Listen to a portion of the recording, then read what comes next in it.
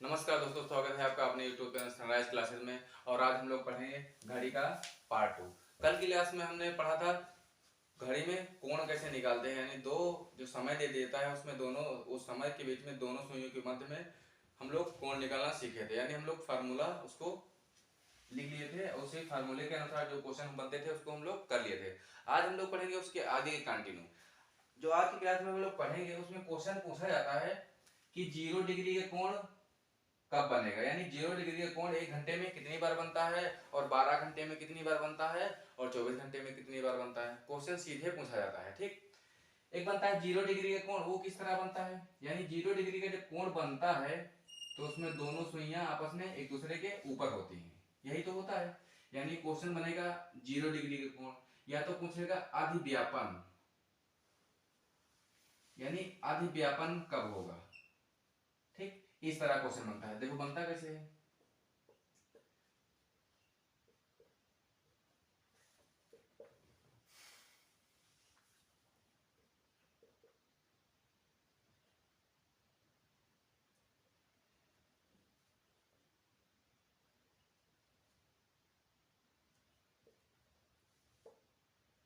इस तरह होगा। 0 डिग्री का मतलब यही तो होता है, एक सुई ये होगी यानी घंटे वाली, दूसरी सुई इसी के ऊपर होगी, यानी दोनों सुइयों के मध्य में एकदम 0 डिग्री का कोण बनेगा। उस स्थिति में 1 घंटे में कितनी बार बनता है, और 0 डिग्री का मतलब 2 घंटे में कितनी बार बनता है, 3 घंटे में पूछा जाता है, यानी 12 घंटे में कितनी बार बनता है, और 24 घंटे में कितनी बार बनता है।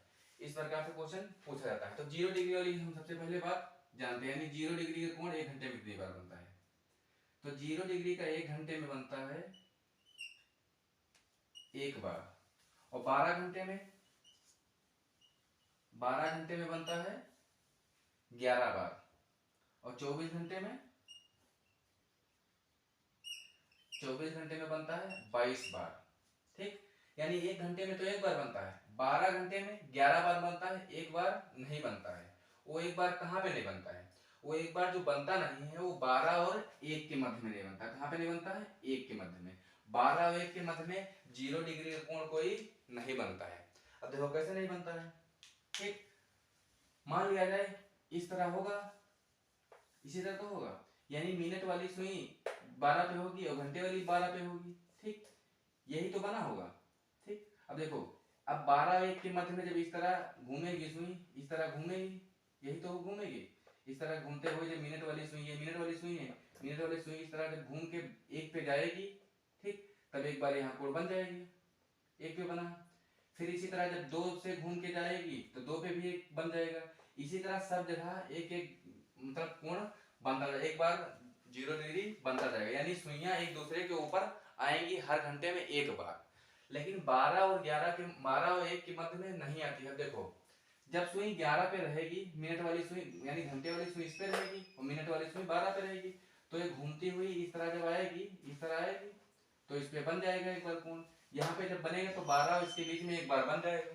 ठीक, जब अगली बार इस तरह कंडीशन होगी, जब इस तरह घूमेगी आगे सुई, तो वो इसके मध्य में नहीं बनेगा, वो 1 और 2 के मध्य में बन जाएगा। फिर वो किसमें नहीं बनेगा, वो नहीं बनेगा 12 और 1 के मध्य में नहीं बनेगा, यही कंडीशन बनेगी। यानी 12 तथा 1 के बीच में 0 डिग्री का कोण नहीं बनता है, इसका मतलब एक दूसरे के ऊपर नहीं होती है। देखो, या तो क्वेश्चन में लिखा रहेगा 0 डिग्री, या तो क्वेश्चन लिखा होगा अधिव्यापन। ठीक, यानी 1 घंटे में अधिव्यापन की क्रिया कितनी बार होती है, वो होती है 1 बार होती है, यही वो 1 बार है।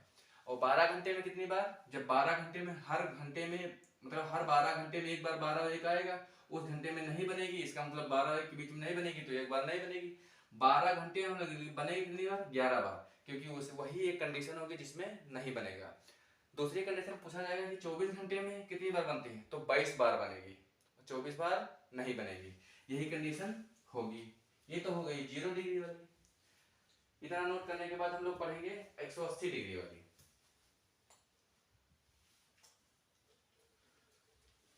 एक क्वेश्चन होता है जिसमें पूछता है कि 180 डिग्री, यानी 180 डिग्री, 180 डिग्री कब बनेगा, यानी जब एकदम सीधी रेखा में सुइयां होंगी, एक सुई इस तरह होगी, एक सुई इस तरह होगी। वो कंडीशन किस तरह होगी, 1 घंटे में, ये फिर पूछा जाएगा 180 डिग्री 1 घंटे में कितनी बार बनता है दोनों सुइयों के मध्य, यानी 180 डिग्री एक घंटे में कितनी बार बनता है? तो कितनी बार बनता है? वो बनता है एक बार, यही तो बार बनता है। और क्या 12 घंटे में 180 डिग्री कितनी बार बनता है? 11 बार बनता है। और 24 घंटे में कितनी बार बनता है? 24 घंटा में 22 बार बनता है। यानी एक घंटे में एक बार, 12 घंटे में 11 बार, तथा 24 घंटे में 22 बार 180 डिग्री कोण बनता है। सीधे क्वेश्चन पूछा जाता है यहाँ से कि 180 डिग्री 12 घंटे में कितनी बार बनेगा। तो ऑप्शन यही देगा है, एक घंटे में 10 बार, 12 बार, 24 बार, इसी तरह ऑप्शन देता है। तो कितनी बार बनेगा? 11 बार बनेगा। इसको एकदम नोट करते हुए चलेगा, सीधे क्वेश्चन यहाँ से बनता है।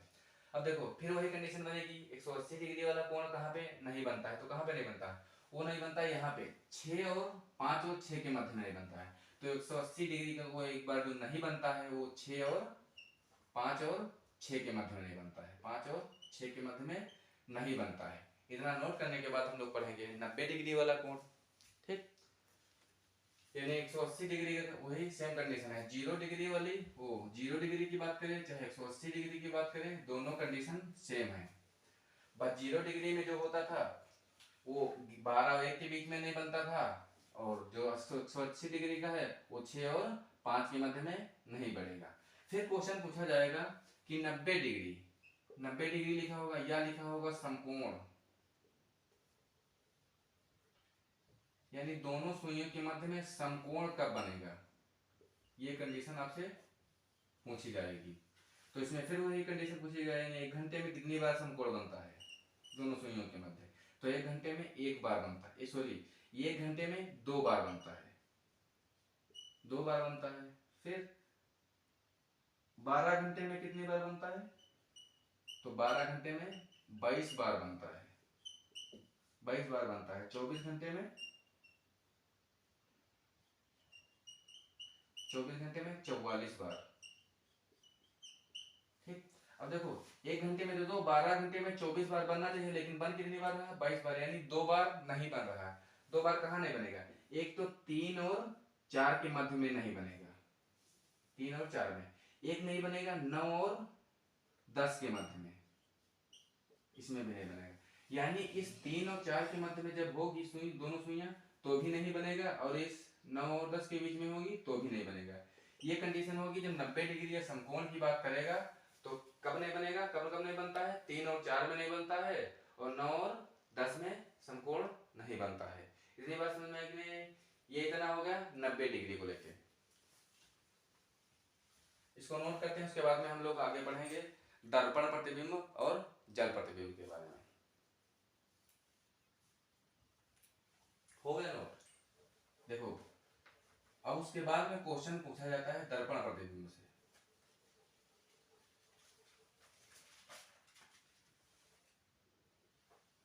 क्या पूछा जाता है? वो पूछा जाता है आपसे कि दर्पण प्रतिबिंब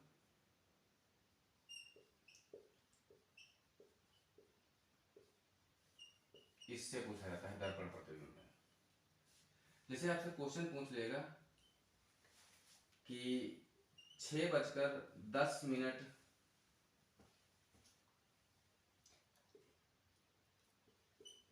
बजे हैं, यदि घड़ी को दर्पण में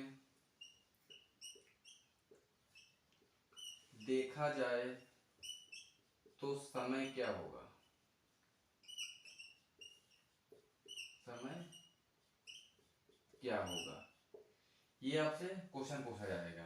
तो दर्पण के लिए, दर्पण प्रतिबिंब के लिए एक फार्मूला होता है कि जो समय जो प्रश्न में दिया रहता है उसको उस फार्मूले से घटा देते हैं। कौन सा समय होता है? वो समय होता है 23:60। ठीक, ये समय होता है। एक समय होता है 11:60। ठीक, ये दो समय जो होते हैं ये दर्पण प्रतिबिंब के लिए होते हैं। किसके लिए होते हैं? दर्पण प्रतिबिंब के लिए होते हैं। अगर समय 12 से ज्यादा है, अगर समय 12 से ज्यादा है तो हम लोग 23:60 से घटाएंगे तो हमारा समय आ जाएगा। या तो समय जब 12 से कम है तो हम किससे घटाएंगे? वो घटाएंगे 11:60 में। क्वेश्चन आपसे पूछा है, क्वेश्चन ये पूछा है कि 6:10 बजे हैं, यदि घड़ी को दर्पण में देखा जाए तो समय क्या बताएगा। यही तो क्वेश्चन पूछा है। अब हमने बताया कि जब 12 बजे से कम हो तो किससे घटाएंगे। जब समय, यहां हम लिख देते हैं, समय 12 बजे से कम हो। अगर समय 12 बजे से कम होगा तो 11:60 से हम लोग घटा के आंसर देंगे। यदि समय 12 से ज्यादा हो तो 23:60 से घटा के उत्तर देंगे। इतनी बात याद रखना है। इस प्रश्न में कहा है कि समय 6:10 हुआ है, इसका मतलब वो 12 बजे से कम है, तो किससे घटाएंगे 11:60 में। यानी हम 11:60 से घटाएंगे तो हमारा दर्पण प्रतिबिंब का समय पता चल जाएगा। क्वेश्चन है 6:10, इसको जब हम घटाएंगे तो यहाँ से आएगा 50 मिनट, लेकिन यहाँ से समय आएगा 5 यानी समय कितना होगा दर्पण प्रतिबिंब में, तो समय होगा 5:50। यानी कोई घड़ी अगर 6:10 दर्शा रही है, उसको अगर हम दर्पण में देखेंगे तो समय कितना दर्शाएगा 5:50। ठीक, इस प्रकार से आपसे क्वेश्चन पूछा जाएगा। अगर समय आपको दे दे 12 बजे से ज्यादा, यानी 12 बजे से कुछ ज्यादा समय दे दे, जैसे क्वेश्चन कह दे कि 21:30 का दर्पण प्रतिबिंब क्या होगा। दर्पण प्रतिबिंब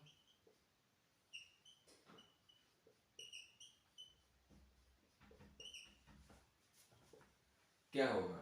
अगर आपसे क्वेश्चन ये देते कि 21:30 का दर्पण प्रतिबिंब क्या होगा, हमने आपको बताया है कि समय अगर 12 बजे से ज्यादा होगा तो किससे घटाएंगे 23:60 से घटाएंगे। 23:60 में तो समय इसमें दिया है हमको 21 बजा है, इसका मतलब ये है कि 12 बजे ज्यादा है तो किससे घटाएंगे, वो हम घटाएंगे 23:60 से। यही तो हम घटाएंगे, यही समय जो प्रश्न में दिया रहेगा वो इसी समय से हम घटा देंगे। तो हमारा आंसर कितना आ जाएगा, यहाँ से आ जाएगा 30 मिनट और यहाँ से आ जाएगा 2, यहाँ से आ जाएगा 12, यानी समय कितना हुआ है 12:30। यही तो हो जाएगा। यानी समय अगर 12 बजे से कम दिया होगा तो हम लोग 11:60 से घटाएंगे।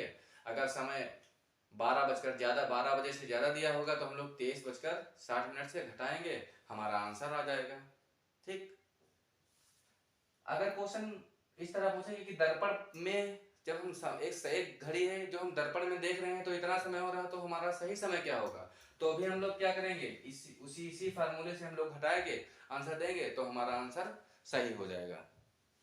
देखो कैसे,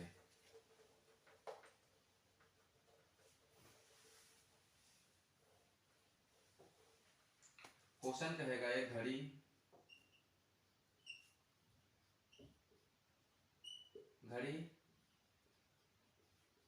दर्पण में देखने पर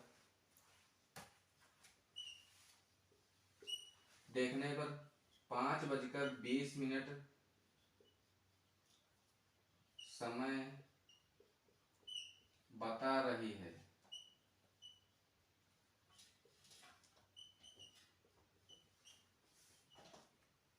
तो वास्तव में उस घड़ी में कितने बजे होंगे।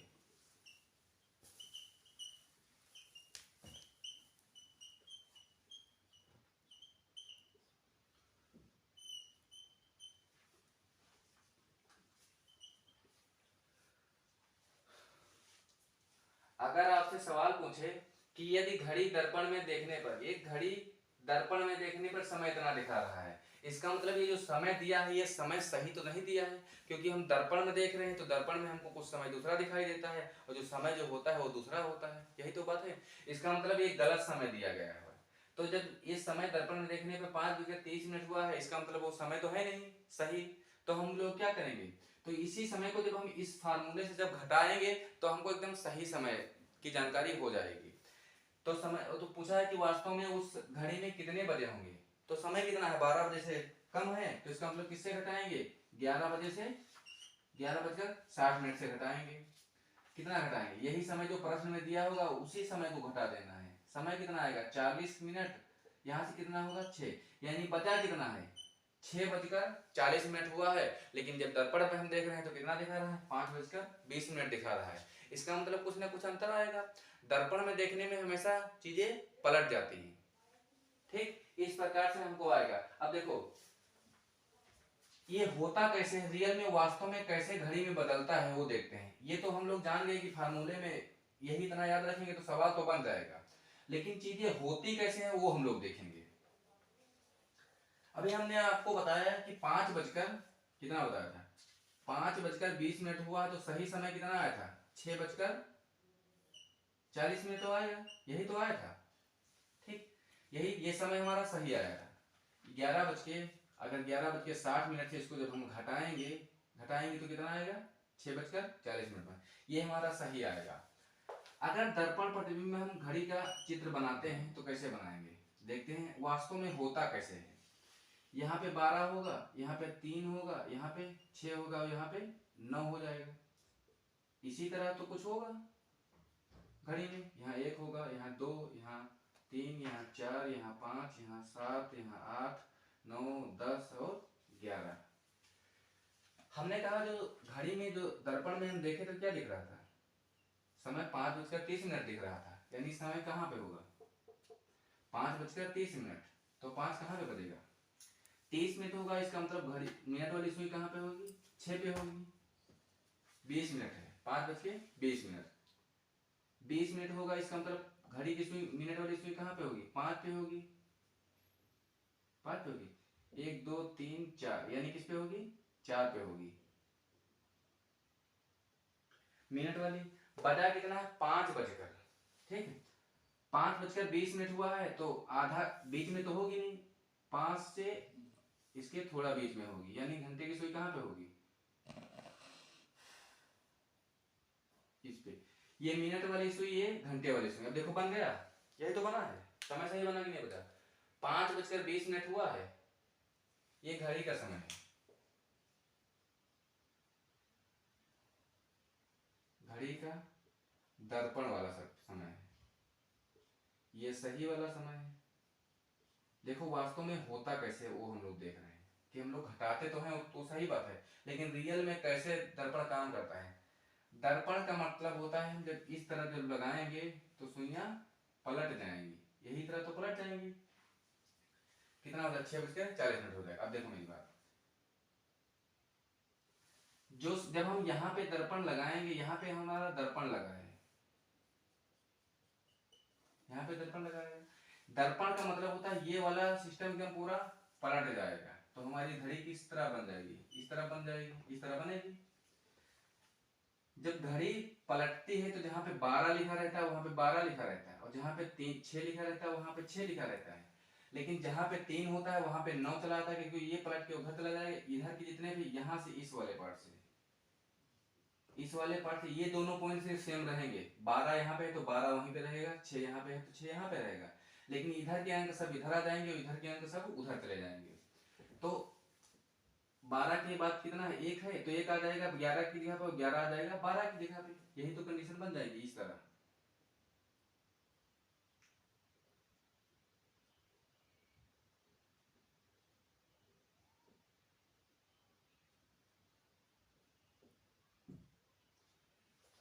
नौ की जगह पे 3 का अंतर आ जाएगा, 3 हो जाएगा 9 की जगह पे और 9 हो जाएगा 3 की जगह पे, तो यहाँ पे बन जाएगा 9 और यहाँ पे बन जाएगा 3।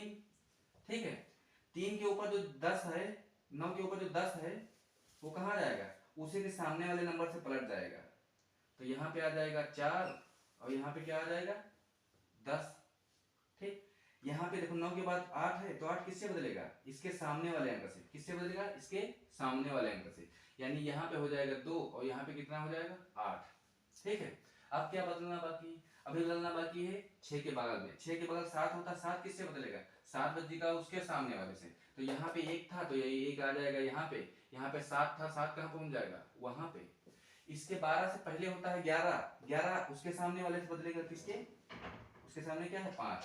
तो यहाँ पे आ जाएगा 5 और यहाँ पे आ जाएगा 11। जब दर्पण हम लोग लगाएंगे तो पूरे की पूरे सुई बदल जाएगी। बात समझ में आएगी नहीं आएगी? जब दर्पण हम इस तरफ लगा दिए इसका मतलब ये पूरी सुई उस तरफ शिफ्ट हो जाएगी। सिर्फ किसको छोड़ के? 12 और 6 को छोड़ के। कहानी कुछ इस तरह बन जाएगी।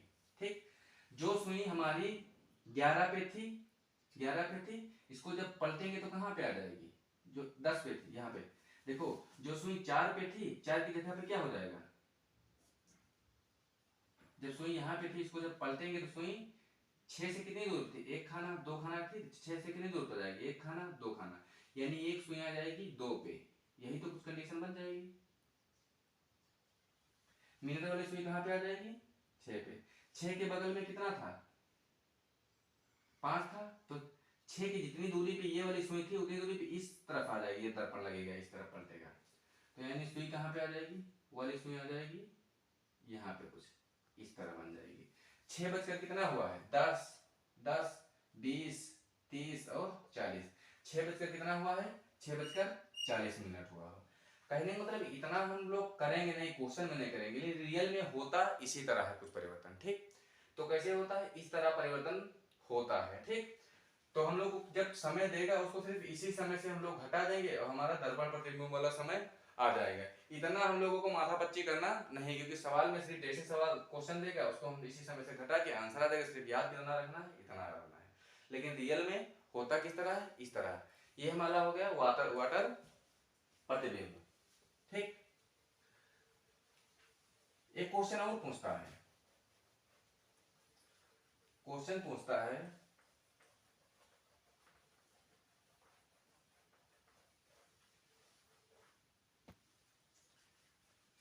कि एक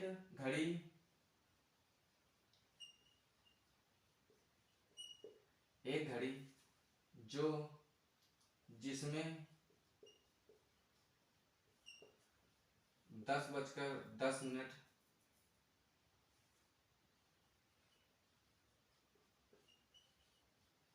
हुआ है,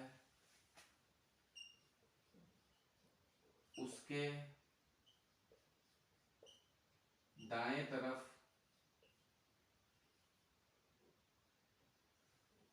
20 दर्पण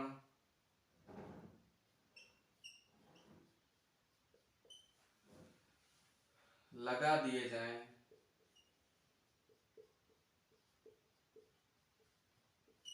तो समय क्या हो जाएगा?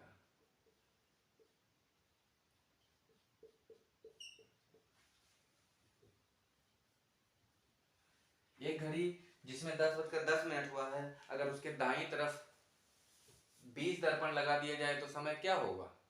ठीक है, इसको अब देखो कैसे करते हैं। 20 दर्पण की बात कर रहा है, जब एक मान लिया जाए समय किसको जब 12 बजे से कम होगा तो किससे घटाना है? 11:60 से। ये दर्पण प्रतिबिंब जो प्रश्न वाला, इससे हम घटाएंगे, कितना आंसर आएगा? 1:50। यही तो आएगा 1:50। हम एक बार घटाएं, एक दर्पण लगाएं, ये एक दर्पण का है, जब दोबारा दूसरे दर्पण में जब निकालेंगे फिर तो 11 से 60 से घटाएंगे। किसको? इस समय को। कितना आएगा?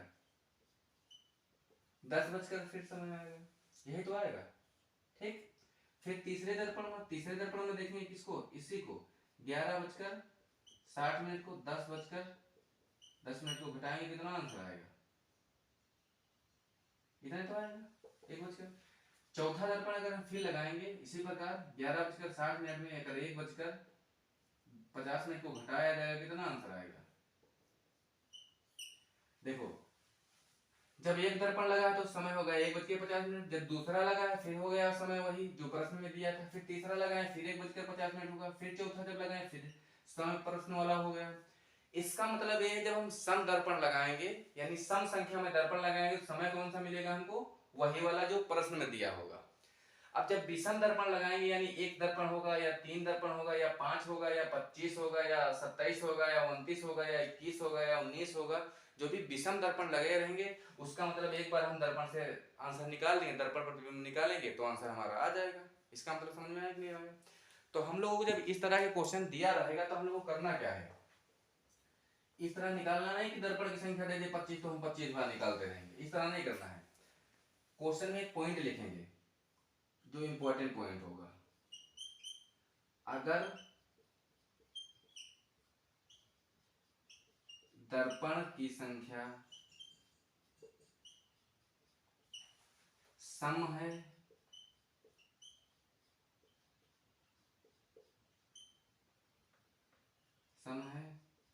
तो प्रश्न वाला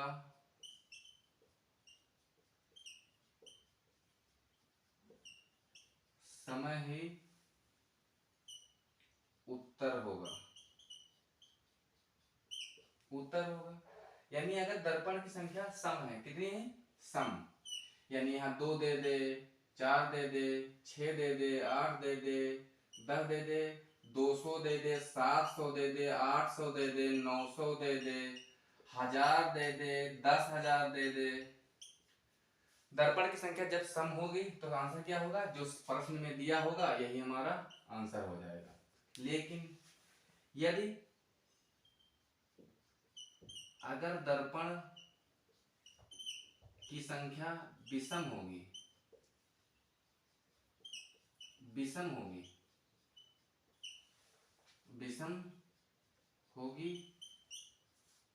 तो प्रश्न में दिए समय को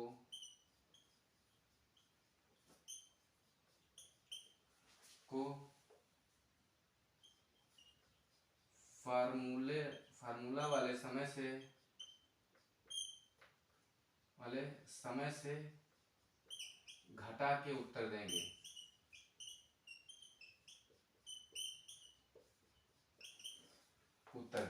इतनी बात समझ में आई कि नहीं? इसका मतलब अगर दर्पण की संख्या सम होगी तो आंसर जो दिया होगा वही बता देंगे, उसमें हमको कोई छेड़छाड़ नहीं करनी है। दूसरी बात, अगर समय मतलब दर्पण की संख्या अगर हमको विषम दे देगा, 2 देगा, 3 देगा, 51 देगा, कुछ इस तरह दे देगा, मतलब विषम संख्या होनी चाहिए। अगर विषम देगा तो दर्पण तो आंसर क्या करेंगे, उसी दर्पण में जो समय दिया होगा, जो प्रश्न में समय दिया होगा उसी को फार्मूला वाले समय में भी जो 1160 लिखवाए थे 2360 उसी से घटा के उत्तर दे देंगे, हमारा सही आंसर आ जाएगा। इतना नोट कर लो।